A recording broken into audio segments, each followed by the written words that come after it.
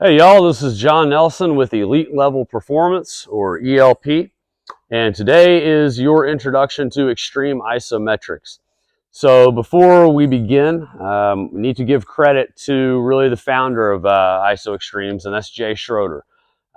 Jay is really the one that conceptualized this a number of years ago. Then myself and a number of other healthcare professionals and strength and conditioning professionals across the country, proteges of his. And so I just want to give credit where credit is due before we dive into this. So with that, ISO Extremes are really a fundamental part of how we work with our clientele, athletes, or general fitness at ELP.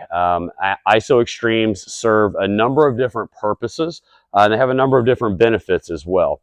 We're going to touch on that in a second. And then in the following videos, we will break that down even a little bit more. But for more information on it, I'd encourage you to go to episode 3 of the Starting Block podcast.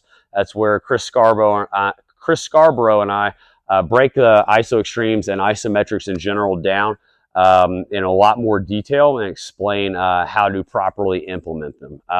But a couple of reasons why we use ISO Extremes and why they're beneficial for you, your team, or your athlete. So ISOs are going to teach you how to maintain position. Position is really a fundamental factor for development. And so everything is based off position. After position, you can learn to absorb force, and then you can produce force. So if we have poor position, we're not able to absorb or produce properly. So ISOs really help teach that. The videos that we'll be following will kind of dive into the positions and really what those mean. The other side of it is ISOs will help us lengthen muscles out. So muscles, they don't necessarily stretch like we are conventionally taught. Muscles can lengthen, but that lengthening process has to occur after contraction. So isometrics are a great way to actually lengthen muscles out. ISOs also have a number of other benefits. The way they impact the aerobic system is pretty big, as well as the other energy systems, but I'll save that for another time. So there's going to be about 7 different positions that we will go through today. Obviously, check with your healthcare provider or whoever, just to, if you have any type of, joint replacement or any other type of medical history that you need to consider before implementing these. Make sure they're safe and good for you.